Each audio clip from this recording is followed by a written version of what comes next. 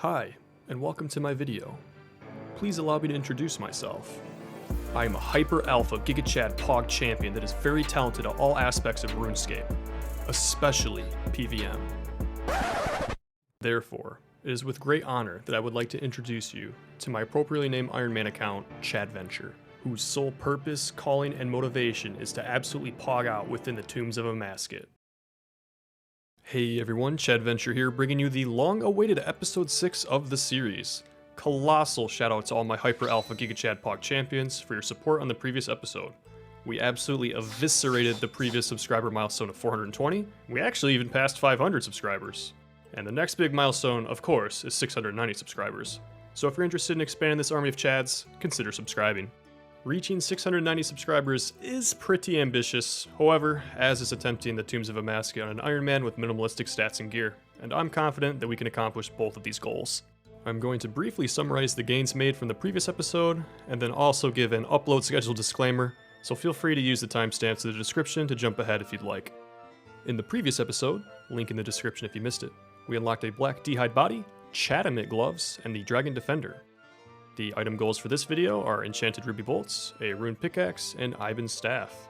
In regards to the video upload schedule disclaimer, I would first like to apologize for the long wait and inconsistency with my uploading. Contrary to the conventional paradigm of playing RuneScape, I actually do not play this game 80 hours a week. Oh my god, bro. Oh, hell no, man. What the?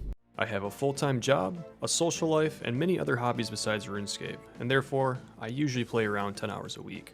Of course, this is a limitation on the depth of content I can provide in a singular video, and it also hinders my upload frequency. So a massive thank you to everyone for sticking with me through this journey. We're almost raid ready, and I'm looking forward to setting some ToAs with all you Chads. But without any further delay, let's get on with the video. As some of you may already know, the Path of Het puzzle room within the Tombs of Amascut requires the use of a pickaxe. Technically, they supply you with a bronze pickaxe free of cost, but having a better pickaxe will make the room smoother for me, especially as my mining level is not very high at the moment. So therefore, I'm gonna go get myself a rune pickaxe. It's kind of anticlimactic, I don't have to kill anything or do any quests for it, I can just buy it here at the shop, but there we go, rune pickaxe unlocked. Next up on the agenda is completing a quest that I probably should have finished much sooner, that being the Hand in the Sand. This allows us to easily accumulate buckets of sand for easy crafting training, as we still need 55 crafting for the ToA quest prereqs. Let me go claim my free buckets of sand from Bert, and then I'll show you my juicy resource bank tab. Looking pretty good if I do say so myself. Following the theme of questing, here's Taibawanai Trio completed. After I talk to the appropriate brother in the village, I'll have access to Karambwans, my best in slot source of healing. There we go, I've learned the secrets of how to catch Karambwans, and now we have our best in slot source of food. Has anyone ever noticed how long these tiles are? Just curious. That's quite big. Impressive. So I do have some bad news regarding my plans for ToA, specifically pertaining to the Path of Het. I was under the impression that you could utilize the butterfly technique on Akkha using Ibans Staff, even though Captain Kujo 2 warned me months ago that this does not work. If you have no idea what I'm talking about, no big deal, just know that the butterfly is essentially a technique to make Akkha much less taxing on your supplies. If executed correctly, Akkha should not be able to hit you at all, and I've got an example demonstration of this in the background. From every combination of method I've tried, none of them appear to work for Ibans Staff. I tried auto casting using the 5-tick tiles, didn't work. I tried manually casting using the 5-tick tiles, didn't work. I tried auto casting using the 4-tick tiles, didn't work. And then I finally tried manually casting using the 4-tick tiles, which sort of worked, but the 4-tick method is already super click intensive, and manually casting Ibans Blast while pathing correctly and being tick perfect is not a fun time. The 4-tick butterfly method does in fact work with Thameron's Scepter, however, so this could be an item that I seek out in the future, since they adjust the drop rates of wilderness weapons to be much more common. Also, assembling the army of Chads to take on wilderness bosses sounds like a good time to me. Regardless, Ibans Staff is still going to be useful for us in Tombs of Amascut, so we're going to go ahead and do Underground Pass.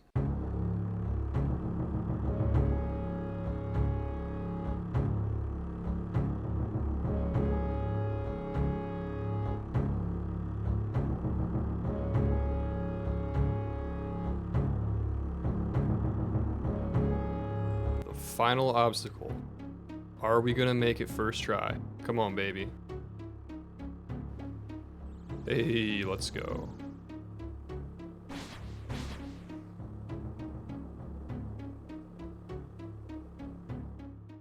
And there we go. Ibans staff is in our inventory. Let's go talk to the king to complete the quest, and then we'll go upgrade the staff. Underground pass completed. Now if we talk to this mage guy here and give him 200k, there we go. He upgraded our staff so that it holds way more charges, and that is another item checked off the list. The next course of action is getting our hands on some adamant bolts, so that later down the line we can attach rubies to them and enchant them to make our best in slot ammunition. The only place I could think of to get these bolts is from Soul Wars. I'm not sure if any of you know what it's like to do Soul Wars on a low-level Ironman, but you can probably guess how this experience is about to go.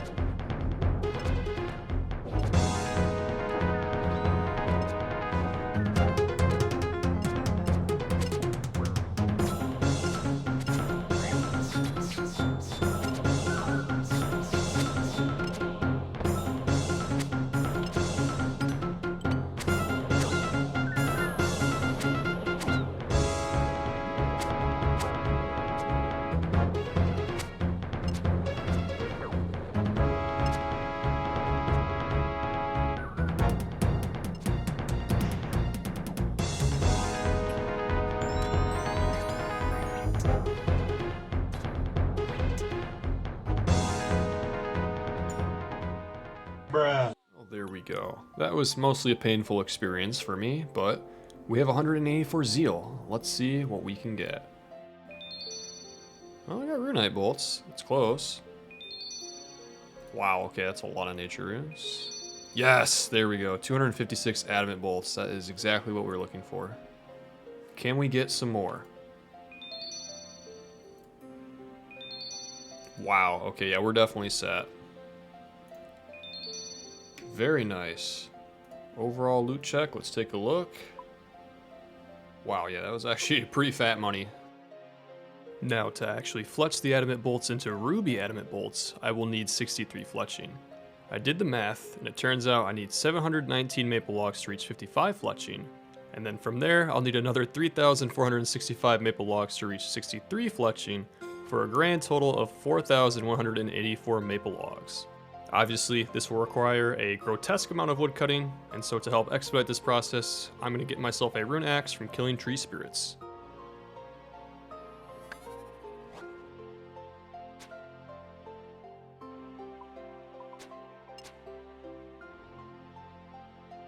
Ooh, there we go.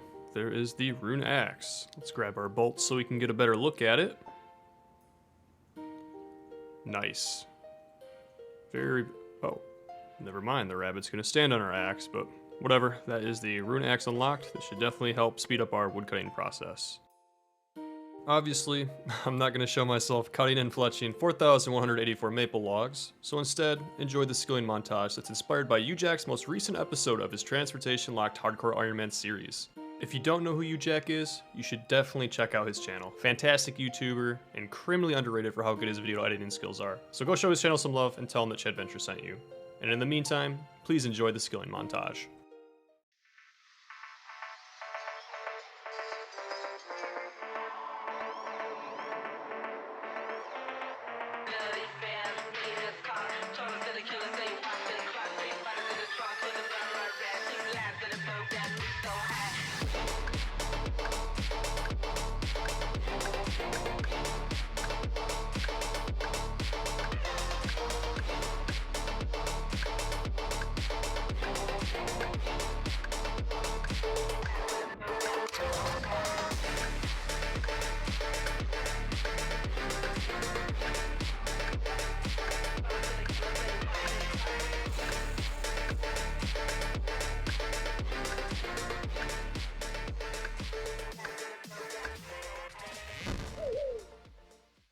And there they are, 4,184 maple logs.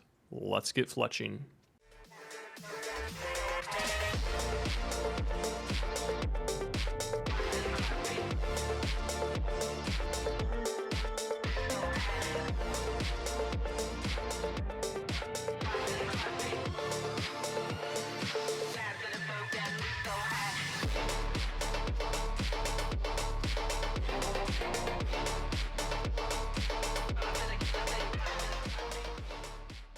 Okay, yeah, that took a really long time, but anyways, let's fletch this. Oops, guess you can't do it in the same tick. And there we go, there's our tips, and our first ruby bolts. And to enchant them here, look at that. Excellent, that is another item checked off the list. And I feel that this is a reasonable place to stop. We set out and acquired the 3 items on our gear goal list. And for the next episode, I have my sights set on completing our mage and range setups, as well as finishing the skilling and questing requirements for access to the Tombs of Amascut. So stay tuned for that. As always, thank you for watching, and I will catch you in the next episode.